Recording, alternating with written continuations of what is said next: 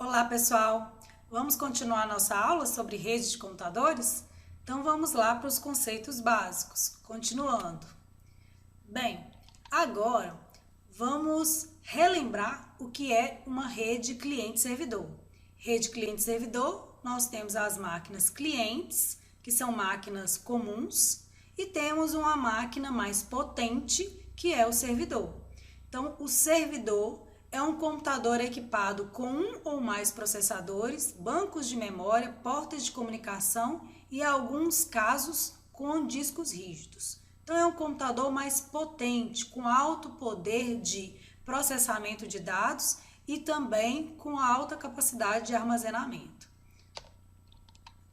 Vamos aprender agora um pouquinho sobre as funções dos servidores de rede. Nós temos vários tipos de servidor, várias funções para os servidores.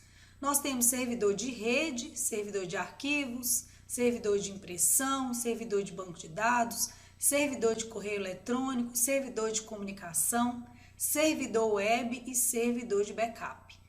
Temos outras funções que não foram citadas aqui. Essas são as principais delas. Vamos aprender sobre cada uma.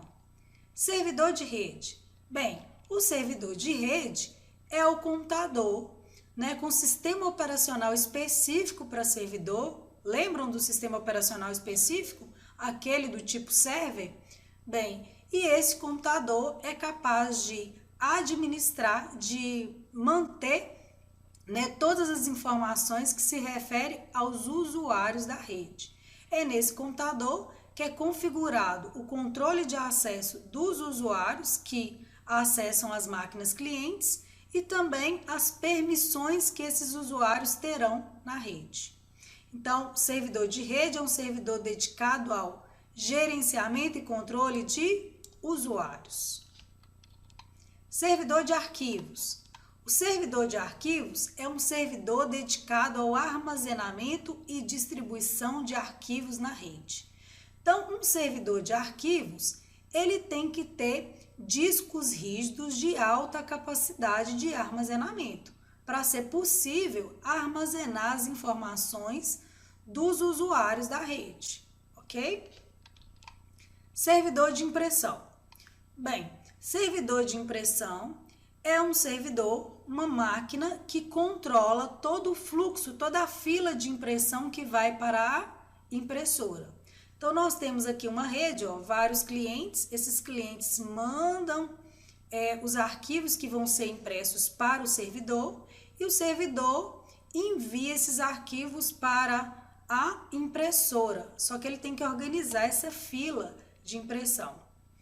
Então, se a gente for definir, servidor de impressão é um aplicativo para um servidor destinado a controlar as tarefas do computador enviadas para uma impressora por diferentes clientes. Servidor de impressão, nós temos também um equipamento que é chamado de print server. O print server, ele controla a fila de impressão que vai para a impressora. E é um equipamento com um custo bem menor do que de uma máquina servidora. Só para vocês terem noção, nós temos computadores servidores que variam de 20 a 100 mil reais. E um print server custa em média de 100 a 200 reais. E ele é capaz de controlar a fila de impressão da mesma forma que o servidor da rede, tá? Aqui nós também temos um roteador que pode fazer o papel do print server. Então aqui tem os dois computadores em rede, um usando rede sem fio de Wi-Fi, o outro computador interligado via cabo a esse roteador, e esse roteador manda os arquivos que são enviados pelo computador A e pelo computador B à impressora. Só que esse roteador está fazendo o papel de um print server, porque ele está controlando a fila de impressão. Aqui, olha, está mostrando nessa imagem uma rede de computadores e esses computadores estão todos interligados e interligados num servidor de impressão que é desse modelinho aqui, o print server. E o print server controlando a fila de impressão que vai para a impressora, ok? Servidor de banco de dados. Bem, o que é um servidor de banco de dados? É um servidor que possui e manipula informações contidas em um banco de dados ou base de dados. Vou explicar melhor o que é isso. Aqui eu tenho vários computadores clientes. Esses computadores clientes acessam um computador servidor e nesse servidor ele armazena a base de dados que será utilizada pelos softwares que estão sendo usados nos computadores clientes. Vou dar um exemplo para ficar mais claro essa informação. Vamos imaginar um supermercado. No supermercado, quando você vai comprar, um produto, você tem que passar no caixa. No caixa tem um software, então os caixas são os computadores clientes. Então no caixa tem um software que utiliza uma base de dados, ou seja, uma base de informações que está contida lá no servidor da rede da empresa. Lá naquele servidor tem as informações que cada caixa necessita. Que tipo de informação? Informação dos produtos. Qual a quantidade de produtos que tem, quanto que tem lá no estoque, qual o custo desse produto, qual que é a unidade que é utilizada, e a descrição do produto. Então, todas essas informações relacionadas ao produto, isso é uma base de dados referente aos produtos que são comercializados no supermercado. Servidor de correio eletrônico. Servidor de correio eletrônico é um servidor responsável pelo envio e também pelo recebimento de mensagens eletrônicas. Então, vamos pensar. Nós temos aqui um computador, aqui nós temos um servidor de correio eletrônico, que está aí localizado na internet. Então, quando você está utilizando este computador, você entra num software de correio eletrônico, como por exemplo o Gmail ou qualquer outro, você está acessando um servidor aonde aquela informação está contida para você visualizar na sua tela. Então, você consegue tanto enviar e-mail para o servidor e o servidor enviar para outras pessoas, como você consegue também receber e-mails que estão armazenados lá no servidor de correio eletrônico. Servidor de comunicação. O servidor de comunicação ele é responsável pela comunicação de uma rede local com a internet. Então, vamos observar aqui a nossa imagem. Aqui nós temos uma rede local, vários computadores interligados em rede, inclusive temos alguns recursos, Temos alguns equipamentos aqui interligados, que são impressoras. E essa rede está conectada a um servidor e esse servidor está conectado à internet. Esse servidor, ele está no meio das duas redes, ele está entre a internet, que é uma rede, e entre a rede local. Esse servidor que fica no meio, fazendo a comunicação entre as duas redes, é chamado de servidor de comunicação. Servidor web. O servidor web é responsável pelo armazenamento de websites que serão acessados pelos clientes através de navegadores, ou seja, através de browsers, via protocolo HTTP. Como que isso ocorre? Então, aqui nós temos um usuário acessando uma máquina, essa máquina está acessando a internet, E aí, quando você está nessa máquina, você tem que entrar no navegador, num browser, digitar um endereço de um site que você quer acessar. Quando você digita o endereço daquele site, esse computador vai fazer uma solicitação para um servidor, dizendo qual que é o nome, qual que é o endereço do site que vai ser acessado, e esse servidor encaminha para os demais servidores que estão conectados a ele, aonde está localizado o site. Quando ele encontra esse site, que está sendo buscado, ele é retornado e entregue aqui para o usuário através do navegador web. Então, toda vez quando você acessa um site, você está o quê? Fazendo uma solicitação para um servidor web que vai buscar num determinado servidor essa informação e vai devolvê-la para o seu computador. Servidor de backup.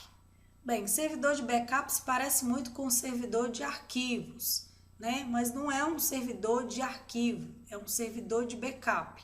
Qual que é a diferença? A palavra backup significa cópia de segurança. Então, um servidor de backup é um servidor dedicado somente a armazenar as cópias de segurança de uma empresa. Então, o servidor de arquivo armazena as cópias originais e o servidor de backup armazena as cópias de segurança, são cópias extras dos arquivos, né, dos funcionários de uma determinada empresa. Então, aqui, olha, nós temos vários clientes, né, interligados em rede e temos aqui, ó, vários servidores numa mesma rede. Então, esses servidores estão conectados a um outro servidor, que é o servidor de backup.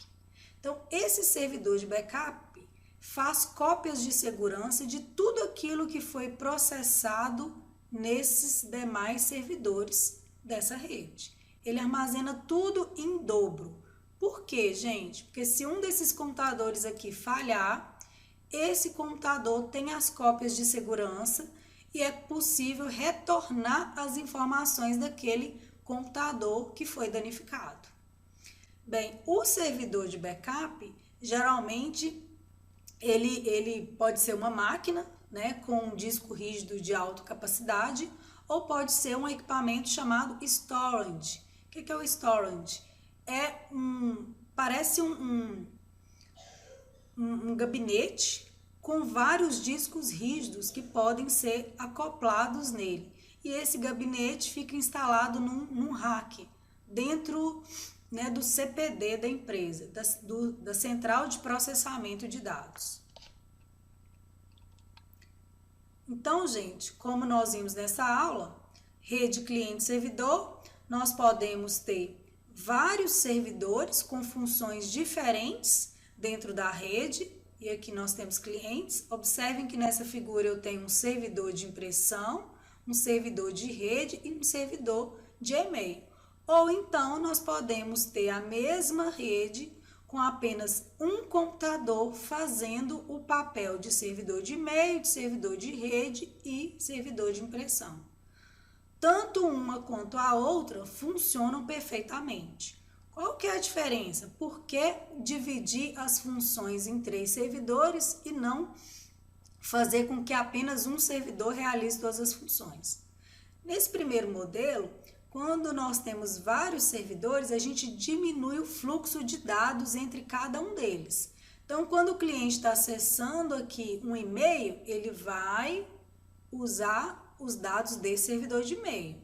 Quando esse cliente aqui está acessando a rede, está entrando na rede, vai perguntar para esse computador aqui, para o servidor de rede. E esse outro cliente, que se ele estiver mandando um arquivo para a impressora, ele vai sobrecarregar apenas o servidor de impressão. Já numa rede, quando a gente tem um servidor exercendo várias funções, todas as solicitações de todos os computadores vão ser direcionadas para esse servidor e, consequentemente, vai ter um aumento do fluxo de informações entre as máquinas e esse servidor.